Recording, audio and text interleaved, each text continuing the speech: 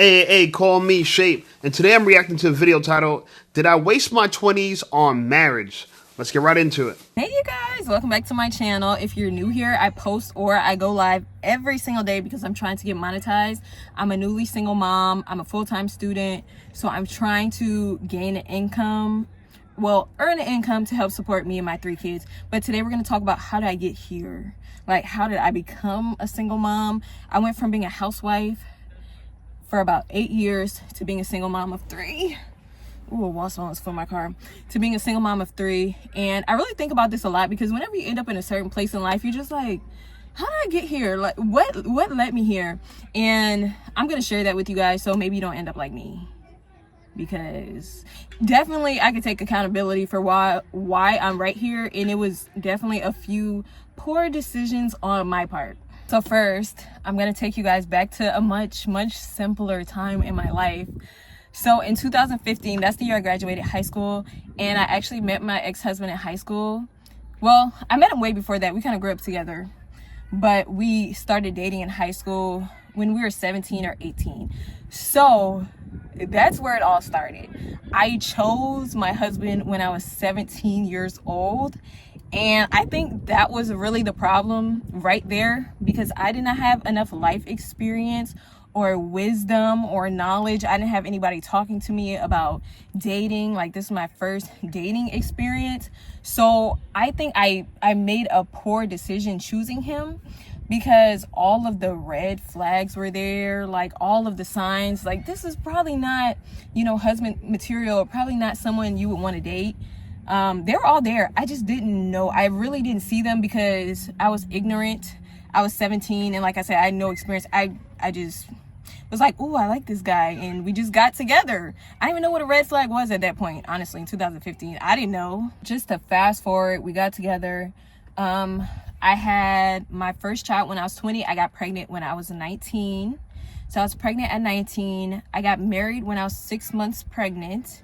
I think by that time I was 20, and then I gave birth when I was 20. Now, I was very happy about this. I can only speak from my personal experiences because he said all kind of stuff and backtrack, so I don't really know.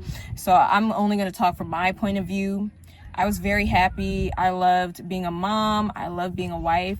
I just kind of naturally became a stay-at-home mom because when I was pregnant, I ended up being really sick. I didn't expect that. So I was really sick, vomiting a lot. Like, every single pregnancy I've had has been like that. So it just really took me out. So I stopped working when I was pregnant, and I never went back to work. And he joined the military. So in the military, it's definitely more convenient to be a stay-at-home mom. That's like the culture in the military. It's a lot of young families. It was definitely normal. I met a lot of other couples that were our age, that were married. Okay, hold on. Okay. So she joined, okay. So she met her husband at 17.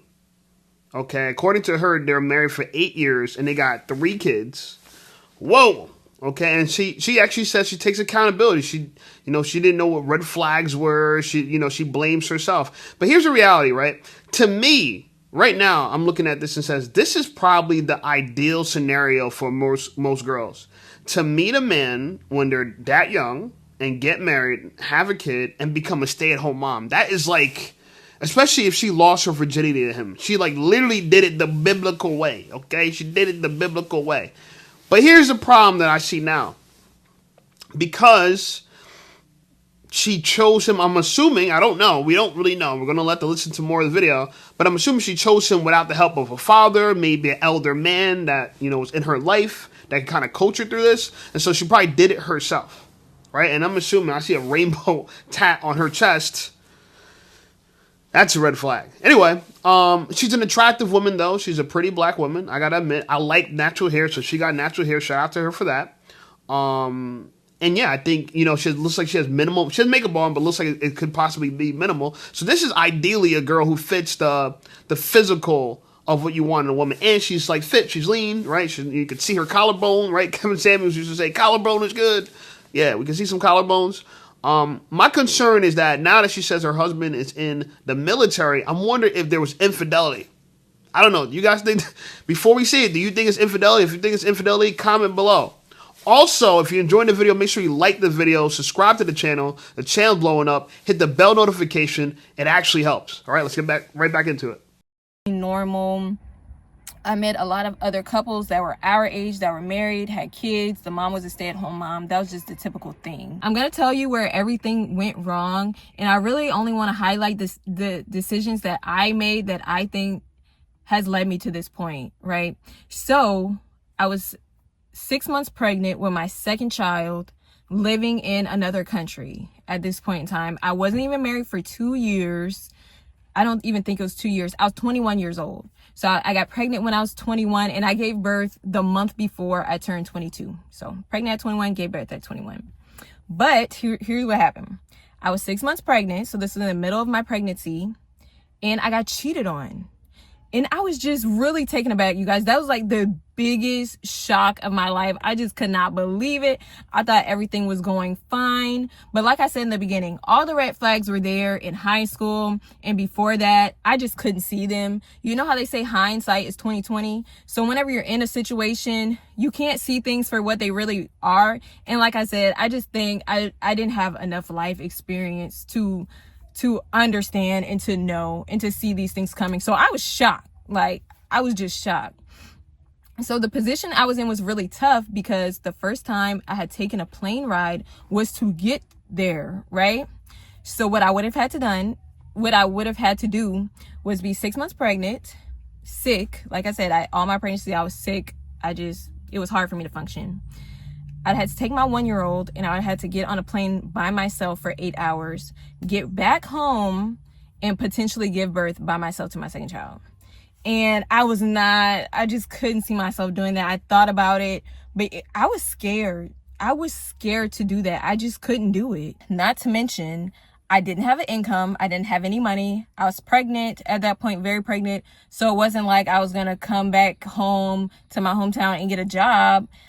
And I was a stay-at-home mom. I did not want to have to put my 6-week-old baby in daycare. That is something that just horrified me, and I never wanted to do that. I ended up staying. Things got worse and worse and worse and worse and worse and worse and worse from there. Of course, I hope things would get better. I hope that he would change. You guys, if you've been through that, you know how it goes, right? And I just couldn't understand it because it was like I was with two different people, right? So you have this one person in your face, telling you they love you and, all this great stuff. And then you have another person doing these things behind the scene. It's almost like they're living a double life. And it really messed my head up because you really want to believe what you're being told, right?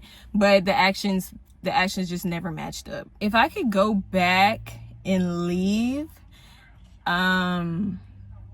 when I was 21, I really don't know if I would or not.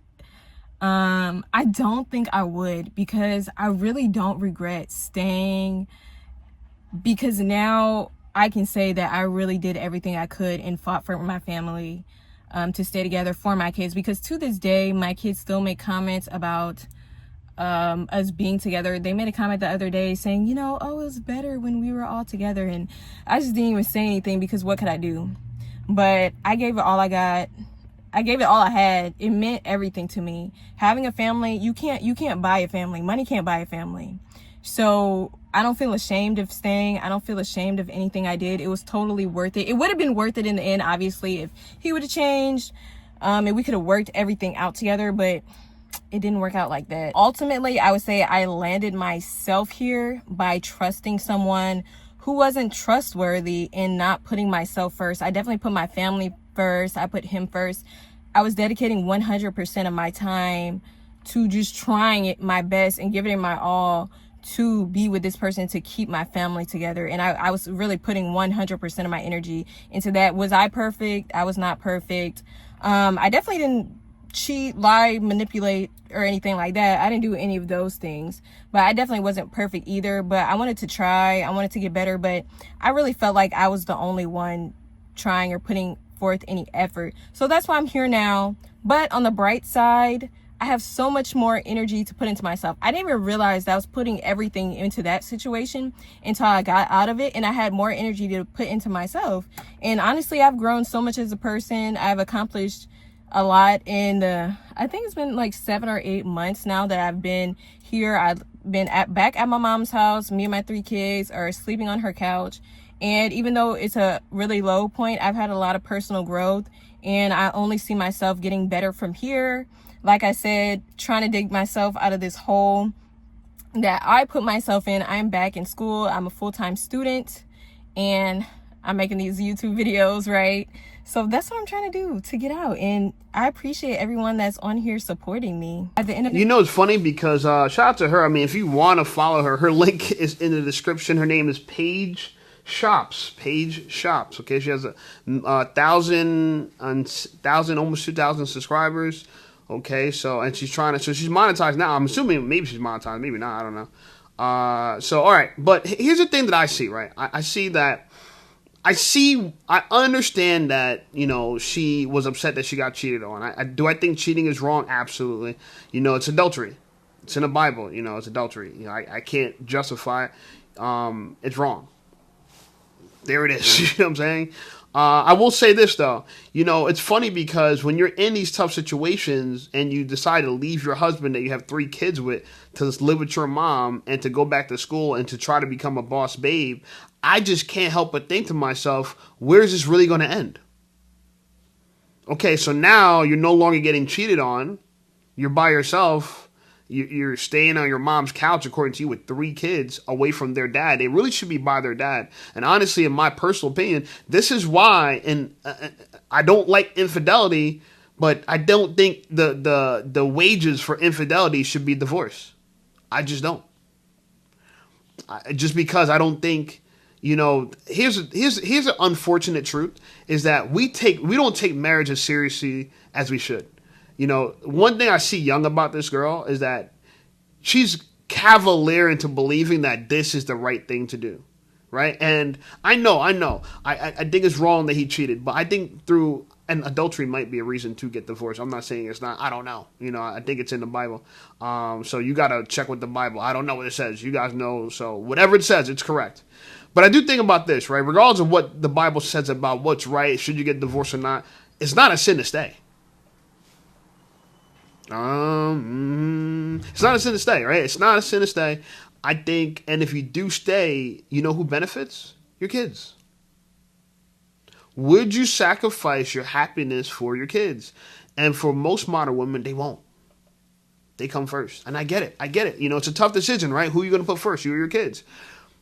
But you trying to make it happen away from their father, now they're growing up in a fatherless household. Now your kids are going to have a real issue with authority. So you're actually making the situation worse. And this is why people need help. 1, choosing their partner. 2, I don't think, I hate to say it this way, but I don't think it has to be divorce for cheating. I think we use that. It just, every woman's getting divorced because she got cheated on. It's like everybody. It's like literally, if we stop using cheating as a reason to get divorced, I think the divorce rate would drop dramatically. Okay, and I like I said, I think it's wrong. I can't justify it, but I can't help but come to the obvious conclusion that her being a single mom of 3, your dating prospects are not plentiful. You don't look like, you're an attractive girl, but for the most part, if you thought cheating was bad, now the worst part is you're going to be dealing with men who you don't want around your kids, and at best, it could just be clapping your cheeks and giving you pleasure. That's the best. Where if you stay with your husband or your ex-husband, he could be raising his kids, and your kids could benefit from it. I don't know. That's just my thoughts on it. What's you guys' thoughts on it? Anyway, like the video, subscribe to the channel. Channel blowing up. I appreciate you guys. Check out some of my other videos, and I'll see you over there.